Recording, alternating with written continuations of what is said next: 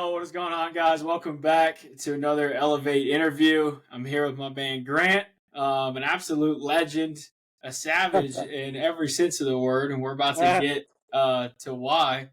From winning the first ever House of Steel deadlift competition to just coming off of a 100-mile race, which we're about to just walk through his experience. But Grant, what's going on, brother? What's up, Matt? Hey, man, I appreciate you having me on here, dude. I'm excited to dive into all this stuff with you. Yeah, bro, it's exciting stuff, man. Yeah, It's been fun to watch you grow and just see these challenges you're taking on, dude. I appreciate it, man. I appreciate it. Incredible to see. But Absolutely. talk to me about how long have you been in Elevate now? It's been a while. Yeah, dude. I think we're coming up on 2 years. I can't remember.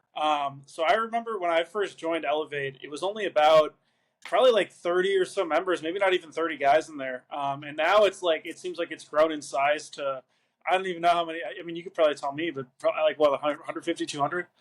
Yeah, we're getting close to 200. Yeah, so it's been about a year or two since I joined.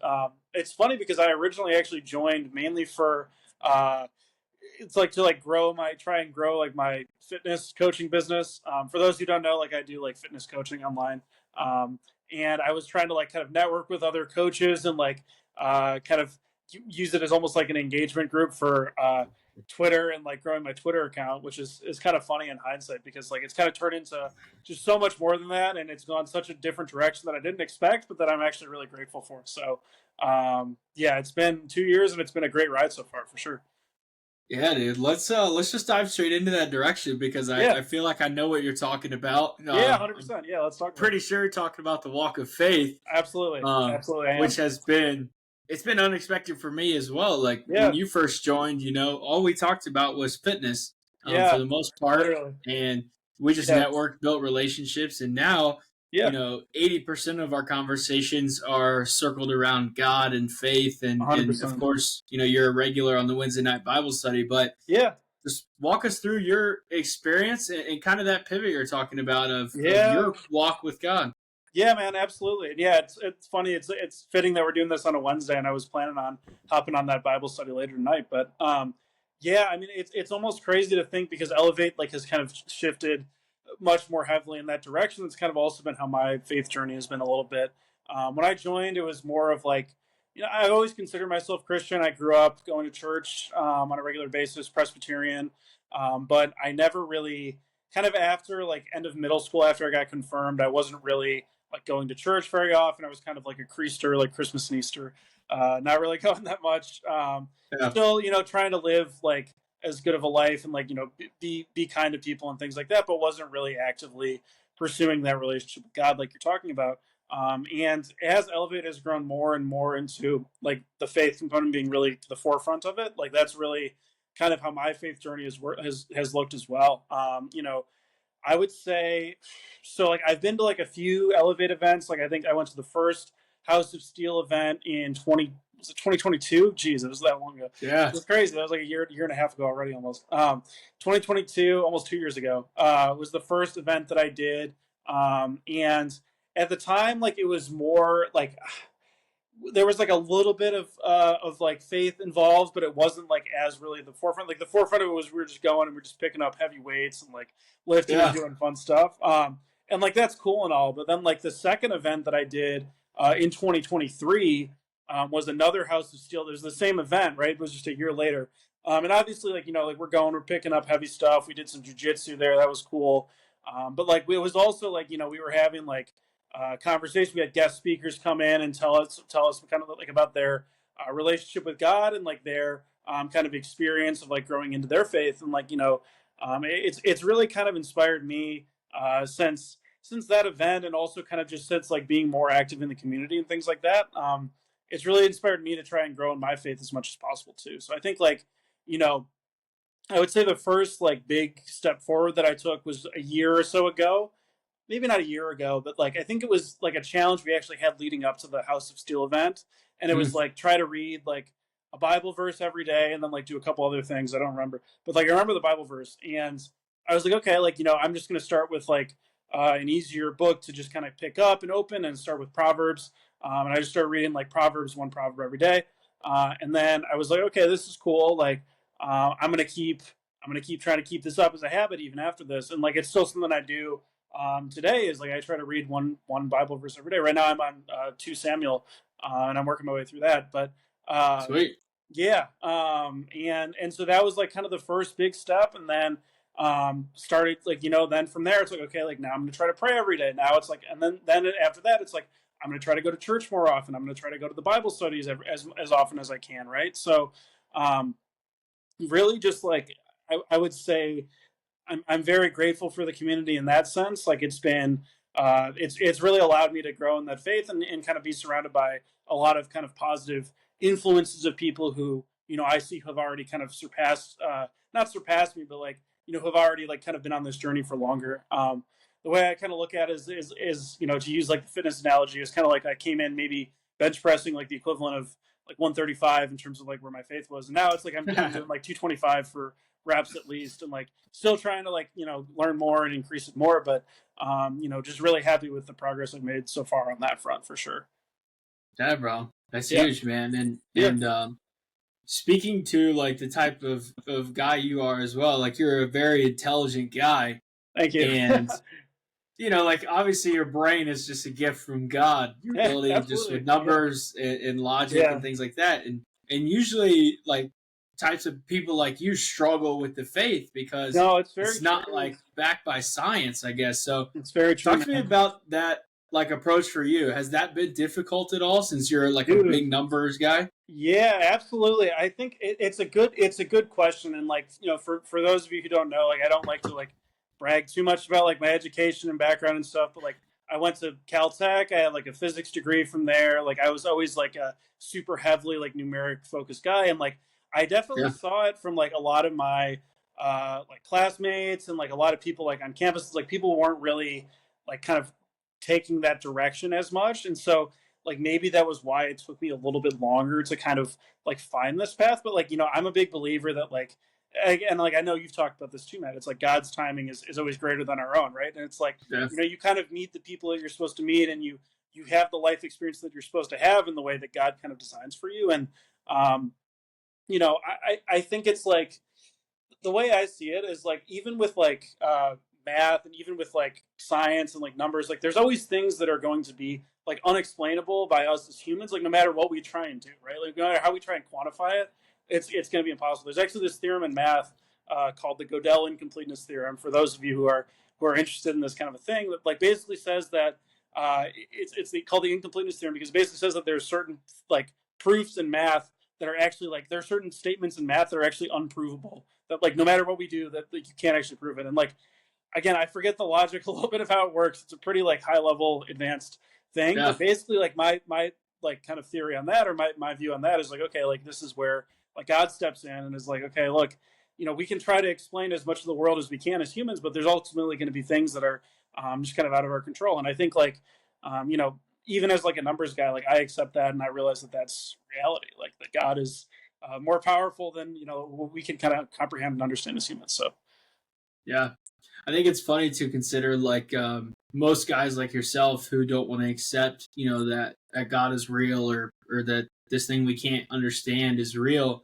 yeah, The other option is the Big Bang. It's like, yeah. do we really believe like a Big Bang created all this? Yeah, Like, yeah, exactly, it's exactly. like, And like, it definitely gets hairy when you talk about things like evolution, or when you talk about like the things, and it's like, how do you like integrate like science and faith and those things? And like, I personally just go back to like like God as being like the forefront and just kind of leading with that and like trying to understand it through that lens. But yeah, I mean, definitely it's among like people who are very scientific, like numbers based. It's definitely a little bit trickier for to like really understand and to really believe. yeah, absolutely, dude. Yeah, Well, let's jump into event yeah, experiences since you've been to the House of Steel twice now. You got to yep, experience the growth of that event, and yeah, then yeah. you also came and Utah. shredded the gnar out in Yeah, Utah, yeah, Utah. which was pretty Utah was cool. another really great event. That was one that, so so snowboarding. First of all, like I had never snowboarded up until, like not this event, but like a year before that. Was never a snowboarder at all. Never did anything like that. And I like kind of like got into it last year, and then like I heard that we were having a snowboarding event. I was like, oh, I got to go out and I got to do this, right? So made the trip out to Utah, and I think that was really like that was definitely an event where I would say like the faith component was like really like the front and center. Obviously, like there was like snowboarding, like that was fun and everything, but like it was like like we had like worship sessions, we had Bible studies, we had a few other things going there, Yeah. and it was just a really good opportunity, I think, to continue to grow and develop in that front. And like I think you know like I said before, think some of the things that I've implemented more recently, like going to church more often. I was already reading the Bible. I was already like started to pray more often. And like one other thing I've done too is like trying to have like more open conversations with friends about faith, right? Because I have some friends who like are religious, who are Christians, who do go to church and things like that. And then I also have some who, I'm trying to kind of like talk into it a little bit, Yeah. and it's it can be like I guess like maybe a little bit more of an intimidating thing, but like just being open about your faith and being open about your relationship with God, your relationship with Jesus, and just what you believe in. Like I think it's an important thing to do. And like at the end of the day, like are you going to be able to convince every single person to become Christian? Like probably not, but you can try, and like at least like you can put the good word out there and hope that people kind of answer the call. So Yeah. I want to challenge you with a question. There's actually action of the week going on in Elevate right now. oh really? Yeah, 7 days. Each day is one reason as to why you put your faith in Jesus. Oh Um, dang. but I just want to challenge you with one. What's one big reason that why you put your faith in Why I Jesus? put my faith in Jesus? Ooh, this is tough. You're putting me on the spot, Matt. Yeah.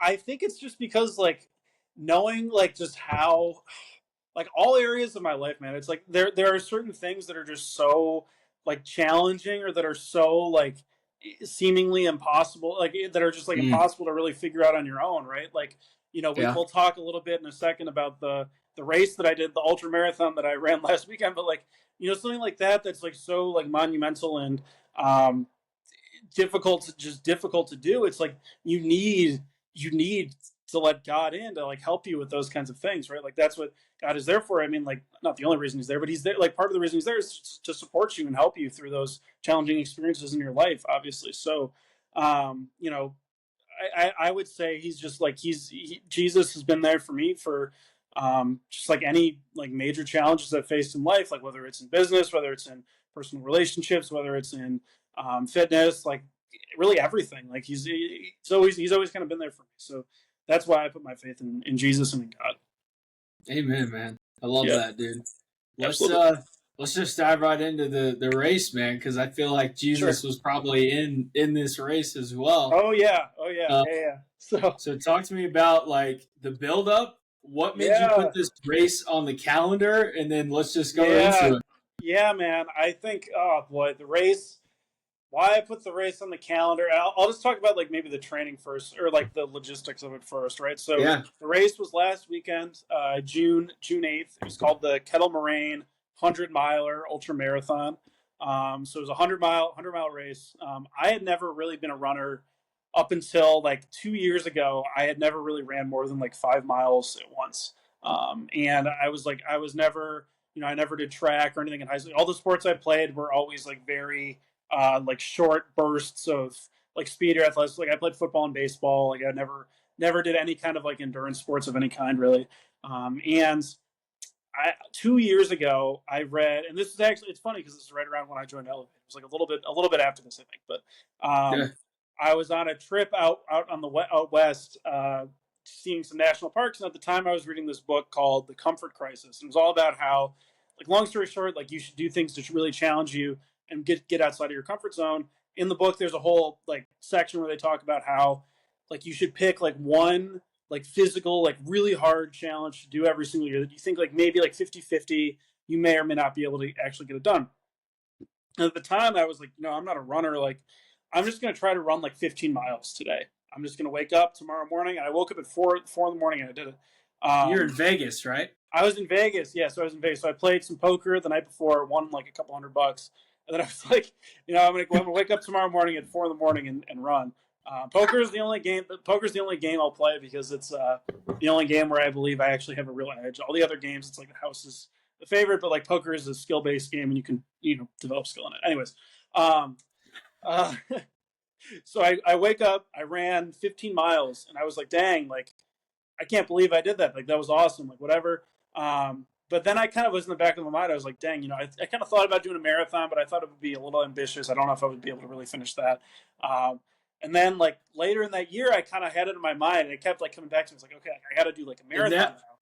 That was right after the House of Steel, like the week following, maybe even like a couple days following. It was like the Monday or Tuesday after. Yeah, I can't remember. I think the deadlift was like Saturday, and then I was like, yeah, well, I'm gonna just try for this. Like I just finished training up for the deadlift. Like I'm just gonna try and run this and see what happens. And I ended up running a marathon from my parents' house in Lake Forest, which for those of you who don't know, aren't familiar with the Chicago area, it's like an hour north of Chicago, basically.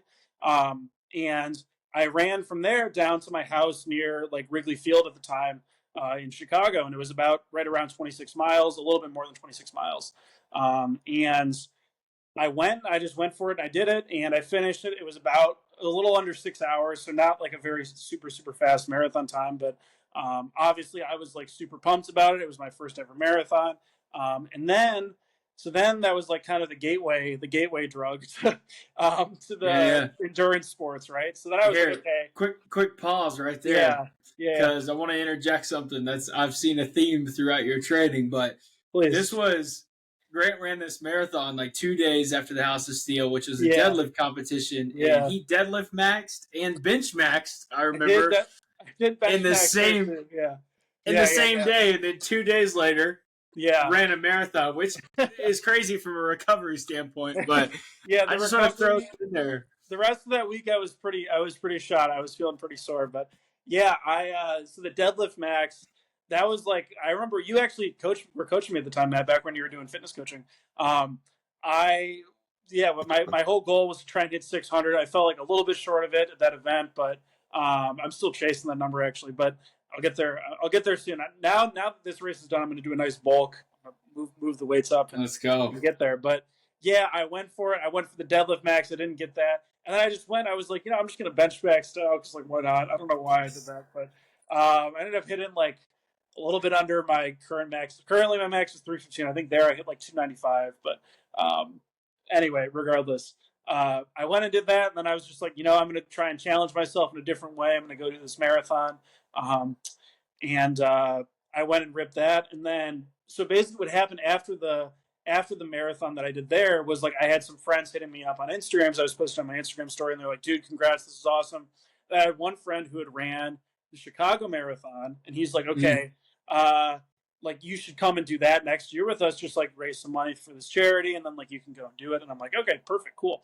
So I go and do that, and then this time the Chicago Marathon actually fell like 4 or 5 days before the House of Steel deadlift event this year, which I was like, oh, that's not great because I'm going to be super like not recovered in time. But I went and I did it. I don't think I won that last year, but I can't remember what I ended up pulling, like 530 or 540 or something. Still was like pretty happy with it. But, yeah, you're pretty close to 585 though.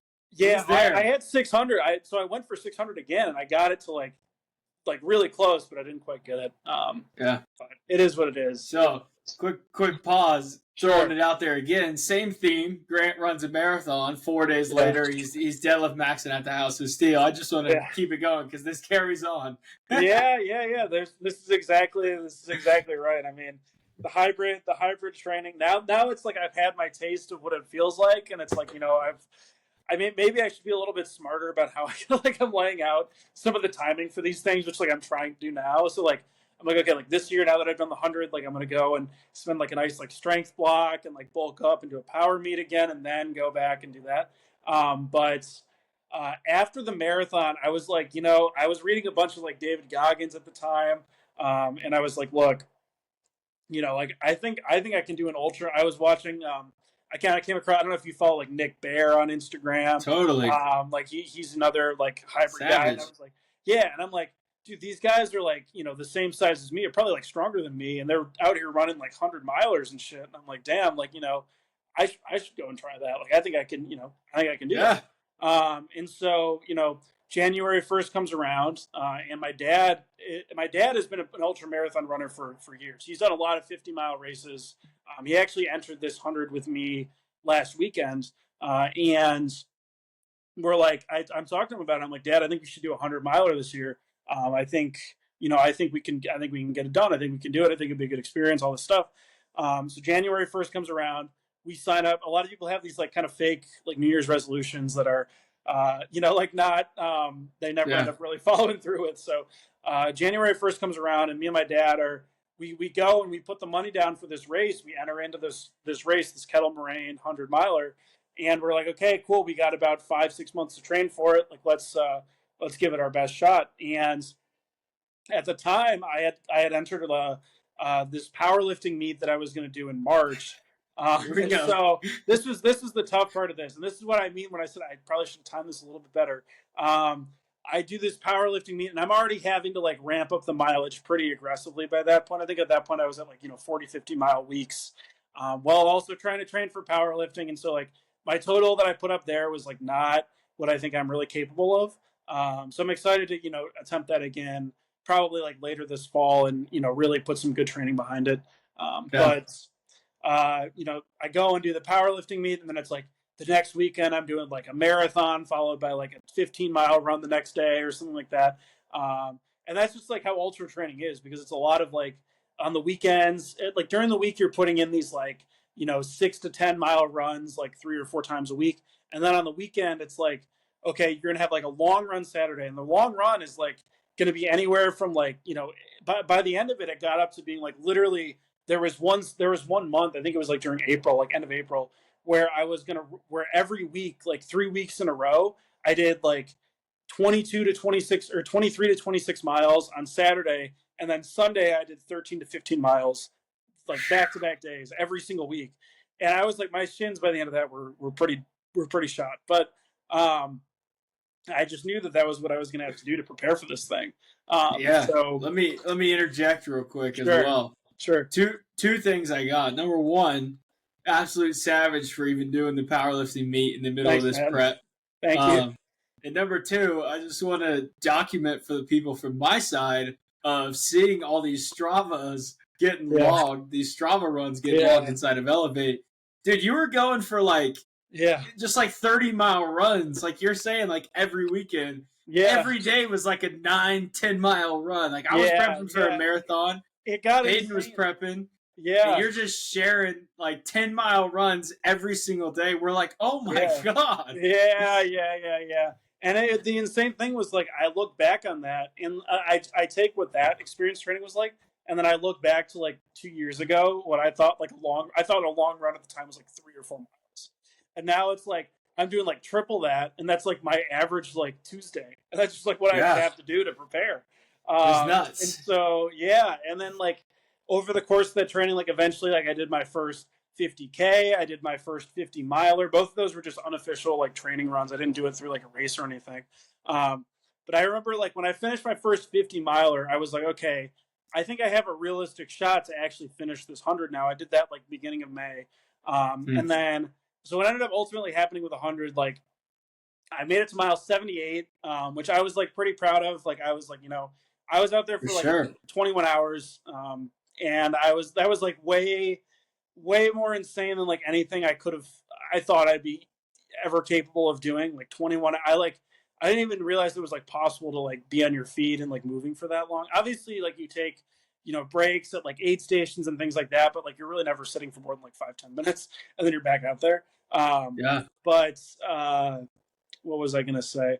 But so I made it 78 miles, and I think honestly the thing that did me in at the end was the trails. Like the race itself was there's a lot more elevation gain and loss, and a lot more technicality to the trails than I was expecting or that I prepared for. Right, because like again, like I live in Chicago, like there's not like trails. Like Chicago is like a big city. The trail that I train on is called the Lakefront Trail, and it's just like it's a paved like concrete like bike path basically that goes like the entire like length of the city, like probably like 10-15 miles total. And I trained on that, and it was I mean, like it got the job as far as like building up the miles, but it did not have any elevation gain. There were no routes. There was no technicality of the trail. So like what ended up happening was at like 2 a.m. on Sunday, I ended up I like tripped and fell. You can actually see the mark on my shoulder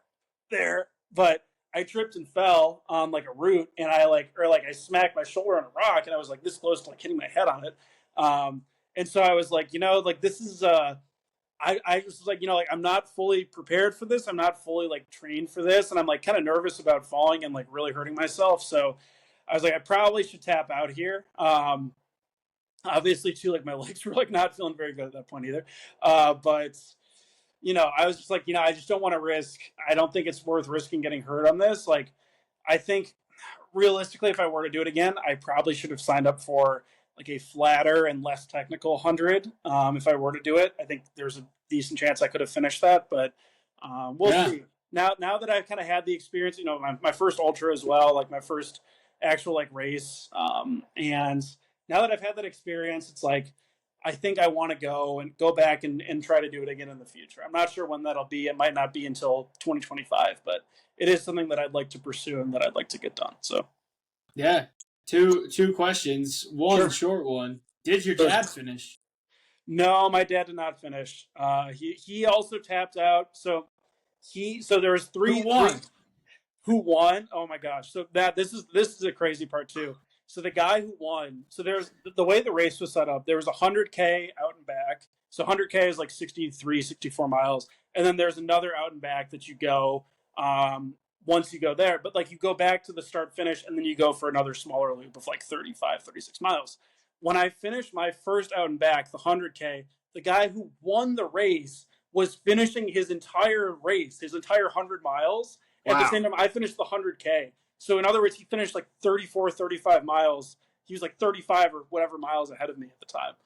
He finished the race in like 15 hours, which doesn't, I mean, it sounds like a really long time, but when you think about it, that's like basically running like 4 sub-4-hour marathons in a row for, which like for context, like a sub-4 marathon is not like, it's not like blazing fast, but it's definitely not like anyone can roll out of bed and run that. So very impressive what this guy did.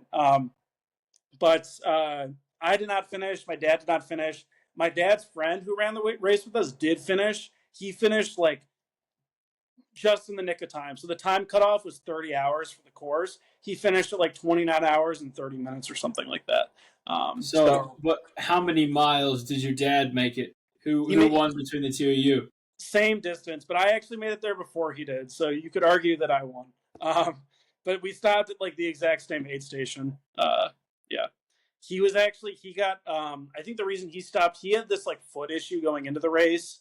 And like, he was like, his foot was really bugging him. And he was also going to miss the time cutoff. Like they told him like, he got to the aid station at like 4:30.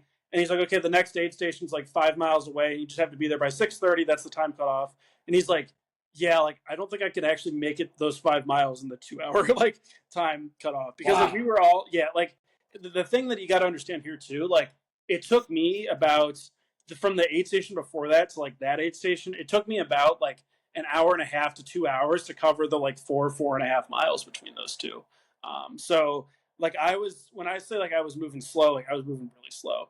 And like part of the issue was like A, like I was just completely walking at that point, like I could not run anymore. But B, it was like uphill too, like pretty much the entire way there between those two aid stations. So that did a lot of people in as well. But that's trail running for you. So yeah. So talk to me about what were the nerves like coming, like you're at the start line, what emotions and thoughts are running through your head? And then number 2 as well, what was your plan going in? Like, would you just like bust out the gate with like a nice solid mile run? Like, what was it like? Very good question. Yeah, I think at the start I was definitely nervous and I was kind of like, oh my gosh, like what am I actually getting myself into? One thing that I actually feel like is worth mentioning here was like the Bible verse that I kind of said to myself many times, like during the run. It was Psalm 23:4, which is, yea, though I may walk through the valley of the shadow of death, I will fear no evil, for thou art with me, rod and thy staff comfort me. And I would just say that to myself, like every like, whenever I felt like really down in the moment of the race, or I felt like I wanted to give up or whatever, I would say that to myself, and I would kind of like, lift my spirit back up a little bit. So that definitely helped to calm me down. But I was definitely like pretty anxious, like going to the starting line. Um, I think, you know, I slept like maybe like 4 hours, 5 hours going before that, because we had Oh to be up man, early. Yeah, like we had to be up really early. I probably got up at like, I can't remember, like 4:30, because like race started at 6 a.m. So like we had to get up early. We had to eat beforehand, right? We had to like get some kind of nutrition in before. that's tough. Yeah, and that was rough. So tried to go to sleep at like 8 p.m. Could not fall. I was like super nervous, like mind going like a million miles an hour, as you probably can imagine. So um, Yeah, it was more that I just knew I had this humongous mountain to kind of try and overcome the next day. But then like it was kind of like once the race started going, like you start to kind of get into a bit of a groove. The strategy was kind of like try and hold like 10-minute ish pace for the first like 20 miles or so, and then kind of see where we're at there, which was like roughly what I did. I think it was maybe closer to like 11 or 12, just with like the hills and the elevation and stuff, because like even in the first 20 miles, like there was a lot of walking you had to do, like going up hills, going up like it was a lot of it was like just single track trail, and you just had to kind of work your way through that. But I think what started to like calm me down is it's like, you meet other runners out there. You're kind of just like talking to people, having a good time, trying to kind of just take your mind off what you're doing, as much as possible. So that definitely helped. But yeah, that was kind of the general strategy. And then it kind of just like degraded, like the pace kind of just degraded after that. I mean, as you probably can imagine, like it got to the point where, then it went from like, okay, so first it was like, okay, I'm going to try to do like 4 miles on, 4.5 on, and then like a half-mile walk, and then like that'll be 5 miles, and just kind of keep doing that. And then it eventually became like, like 3 on, 1 off, 2 on, 1 off, like half on, half off, and then it became like, like point 0.8 off, 0.2 mile like burst, and then like repeat that over and over. So it just depends, because like what starts to happen is like it wasn't really like my legs were that sore. It was more that I just couldn't really, like, eventually what happens is like you can't like breathe the same, right? Like your lungs get tired, and it's like, jeez. okay, like you can't like really, yeah, like you can't really give the same, like a 10-minute mile starts like feels like what a 6-minute mile would have felt like if you're fresh, if that makes sense. So Yeah, um that was what started to happen. But at that point, just started walking and trying to conserve as much energy as possible. Um, yeah. but yeah, it was crazy. So you'll be back for another 100 miler then. I think so. I think so. I'm not 100% sure when. I would like to do one probably at a similar time as I did this one, like in 2025. I know there's a race in Illinois that would arguably have been a better one to start with, called the Hennepin 100, and that's like a flatter course, much more like well paved, like, or well maintained trails, like not as technical or anything like that. So I might look into that one. I might do a different kind of variation of it, but I do think the 100-mile distance is in my future. I think I can get it done. It's just a matter of like finding something that's a little bit more like favorable conditions as far as the trail and everything like that goes, elevation, all that stuff. So Yeah. yeah. It sounds like the House of Steel 2024. You're coming back to check the 600 Oh, I'll be pound back. deadlift I'll be back. box. Yeah, yeah, yeah. We're gonna be pushing. We're gonna be bulking up, because like I lost. So like this is the other thing about the training. Like I ended up losing like 4 or 5 pounds, just not because I was trying to. I was like eating like way more calories than I was before, because I How was running many? so much. It was like how many? Probably like 4,500 to 5,000 a day, like pushing like Okay. really high numbers. But still was like losing like a slight amount of weight as I was doing that. And so now I'm like kind of back down to like right around like 200-ish, but goal is to probably bulk up to hopefully like 210, 215. By that event in October, like I should be coming feeling pretty strong and pretty ready to go. That's the intent. So I still have goals for this year. I want to hit that 600-pound deadlift. I already hit the 315 bench I wanted, but I might, reset that to like a higher number, like 335, 345. Or maybe even just like 315, like in competition with like legit like pause and everything. Yeah. Um, and then I won a squat 405, which is that's honestly for me the toughest one, man. Squat has always been it's always been the limiting factor for me. I think I have like the long femurs and I have like I know I have the long arms which help with the deadlift, but I think it's like I have kind of unfavorable uh, limb lengths and stuff for squats. So it is Yeah. what it is. But all of it a work in progress and something I'm excited to kind of tackle and get really back into pretty hard the next few months. Yeah. Yeah. Man, I feel like we got such a unique experience with you having been to both House of Steels. Yeah, So man. Dude, I want absolutely. to They both been great. let's talk about the differences, the growth that you saw. Because I mean, one Jr. Starting the gym back in 2022, and us Yeah, getting to yeah. witness like the very beginning, and then it being a year into the making. Yep. Now we're about to see it in 2 years. So, but just talk Yeah. to me about the differences of what you saw from the 2022 to Yeah. 2023. Yeah, just as far as the event goes, yeah, so like definitely the gym, like I think that, like JR, like the second year got like just way more new equipment from I don't know if it was like from a donation or what, but like it looks like awesome. Like he added the whole MMA area, he added like a whole bunch of stuff in the back, like all sorts of new stuff was just going up left and right. So really cool to see him having as much success as he's been having with that.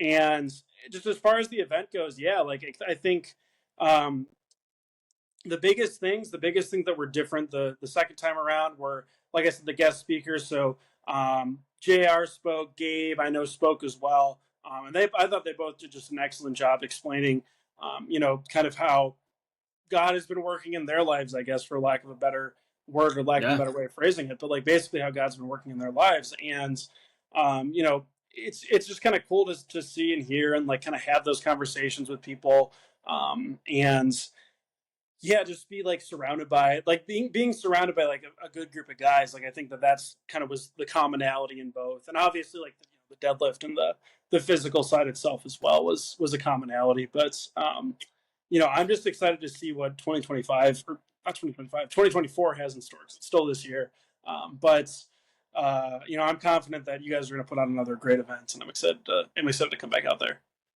yeah. What would you like to see in 2024? Anything? I want to see 600, man. That's the main thing. That's what I want to see. Yeah, Aside from that, I'm trying to think like things that we did at the Utah event that I liked. I really enjoyed the Bible study we did there. Actually, I think it's cool because like a lot of us, like I go to the one on Wednesdays, or I try to as frequently as I can. Go to the one on Wednesdays, but that's like virtual. It's on Discord. It's a little bit of a different experience when you can actually do it like in person, for with a sure. group of people. So I think like having a Bible study in there would be cool. Yeah, other than that, I mean, I enjoyed like the kind of the challenge at the end with like the I forget what all the things were that we did, but like the bear crawls and the burpees and all that stuff was fun. Um, Selfishly, I would like to see like maybe a run involved somehow, like some kind of a run endurance No, run. no, no, no, no. I figure that would not be a fan favorite, but I think it'd be fun. I don't know, but Maybe we'll just have the House of Steel 100 miler. we'd have to start it Saturday and then finish it like I don't even know when, like Monday. Better start training. Yeah, right. I'll be training for it. I'll be ready. Yeah, But yeah, that's yeah, those are maybe some things that I would want to see. I don't know, but yeah, I think as it is, it's been pretty great both years anyway. The cold plunge is cool. I like the cold plunge a lot. I think that's one of my favorite parts as well. yeah, absolutely, man. Well, let's dial it back in from events and everything, and let's talk about just like experience in Elevate to close this thing out. Definitely. Um, I think one cool aspect is seeing you kind of well connect with and build your relationship with other members, especially Yeah, you and Colin. Like having a definitely. podcast. But Yeah, talk to me about just how that's been of connecting with other guys, networking, building yeah, relationships, even yeah, having a man. podcast now. It's yeah. So like I've connected with Colin. We started that podcast together, which was cool. Definitely Colin is one of like the kind of OG members. So like we've known each other for a while. I think the cool thing of like going to these events is it's like you never know who you're gonna meet there. Who's like maybe like they have like there's some like idea you guys can like bounce off of each other, or there's some kind of difference like perspective that they have on something. I know like the last event I went to, I connected with Vinny, the Utah event, and like Yeah, Vinny is like another like trader. So for those who don't know, like I came from like a trading background. I did quant trading for 2 years, and so like kind of connecting with him and hearing what he has to say about like some of his strategies that he runs was really interesting. I enjoyed talking business with like Andre and also with like Cam and like those guys. Like that was also a really cool experience.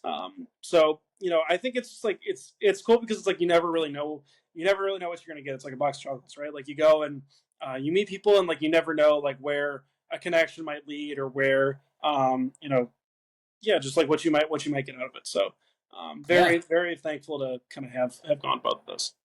I mean, look at us, networking on Twitter, and here we are now, 2 years Literally, later, recording literally, man. this. I remember I reached out to you originally because of like just like wanting to grow my account. That was what I was saying earlier. And then like you never know where you never know where it might lead. So Now we're talking about faith in Jesus. exactly, man. Amen. Amen to that. Amen to that. That's awesome. Yeah, it's incredible, dude. But let's few just rapid fire questions, and then we'll close this Sure. thing out. Sure. Sounds good. Favorite aspect of Elevate, like the community? Favorite aspects.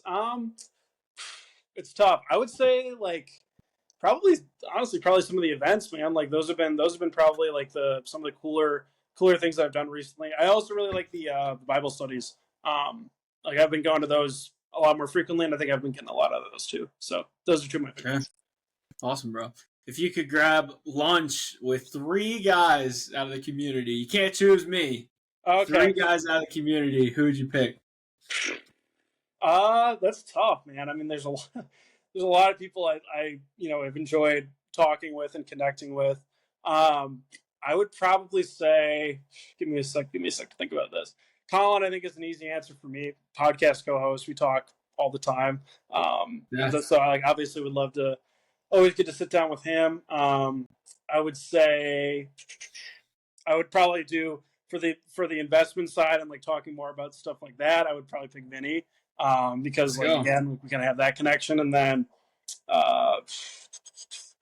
it's tough, man. I think just maybe for I don't even know. I don't know if it's as much like business advice or just like kind of like life perspective. I think JR always has something interesting to say about anything and everything. So he always has just kind of a unique perspective on life. So he would be another one that I would pick. But really, like again, like it's hard for me to. I feel like I was put on the spot there. It's tough for me to name like 3 people like exactly because again, like there's everyone I feel like has something to bring to the table. So yeah, absolutely, bro. Appreciate you sharing that. 2 more questions. Fire away. Second to last one here is, what are you most looking forward to, in the future of Elevate? You've been a part of it for 2 years now, but continuing to look forward, like what excites you, I guess? Yeah, man. I mean, definitely like the next events I'm looking forward to. I think just growing in my faith is the biggest thing. And I know it's like Elevate is a part of that, but also like part of that is just me like kind of doing that on my own and me building that relationship with God as much as possible. So I think that's kind of the next big thing is like just whatever those next steps look like now that I'm a bit more consistent with kind of all these kind of baseline habits and stuff, what that looks like for me. And then as far as like the future goes, I mean, I don't know. I think it's like I've already seen like so much growth and change and in what you guys have done so far. I guess just like kind of I don't necessarily know what to expect next, but I'm confident whatever you guys kind of throw our way, it's going to be good. So yeah, man, it's crazy to think about how much has evolved since 2 years now. It has, yeah. It's crazy, but for sure. Last question I got for you. This is a softball question for a nice clip for me. But if someone's listening to this, and they're considering joining Elevate, like what would your advice be to them? Oh yeah, definitely join. I think, even if you only are like, even if you're like on the fence or if you only see yourself using like parts of it originally, which kind of originally again, like why I joined, I really only saw myself using the like the social media growth and like kind of engagement group aspect of it. Even if you only see yourself joining to use a small part of it, like join, and then you'll see that like kind of once you get in, there's like other kind of different other areas you can go with it and different other things you can do and different other kind of ways you can get value out of it that you maybe weren't expecting before. So that'd be my pitch for it. Like there's just a lot of different avenues, a lot of different ways you can get value out of it. So yeah, absolutely. Jump in here. connect with Grant. Hit the sure. training chat where you'll see Grant deadlifting and running miles every single day. Seems like. It seems like it is. I've been recovering the past 2 days. Today was actually my first day back in the gym, hitting some upper body. So felt good to be back. 225 was feeling a lot heavier than normal, but I think that's to be expected. So, man, your CNS has got to hate you, bro. It's yeah. The CNS is still definitely not fully recovered, but it is what it is. Next week, I'm sure I'll be back feeling 100% again. So. Absolutely, brother. Well, appreciate you taking the time and jumping on, man. Absolutely, Matt. I appreciate you having me, man. It's always good to chat, and I'm glad we got to do this. Yep. Appreciate anybody listening, and take Grant's advice. Join us. Absolutely.